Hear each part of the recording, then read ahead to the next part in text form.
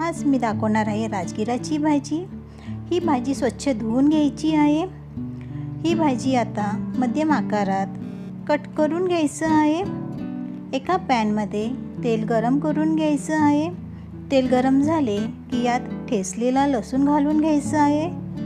लसणाचं प्रमाण थोडं जास्तच ठेवायचं। लसूण परतून झाले की यात ठेचलेली हिरवी मिरची घालून घ्यायची आहे। ती परतले की त्यामध्ये चिरलेली भाजी घालून घ्यायची आहे। ही भाजी मिक्स करून झाले की थोडा वेळ झाकून ठेवायचं आहे।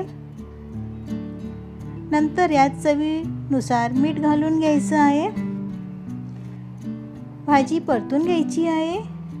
आता या शेंगदाण्याचं कूट घालून भाजी छान परतून घ्यायची आहे आणि थोडा वेळ झाकण लावून शिजू द्यायचं आहे। तयार आहे आपली राजगिराची भाजी। नक्की करून पहा। माझ्या चॅनलला लाईक आणि सबस्क्राईब नक्की करा। धन्यवाद।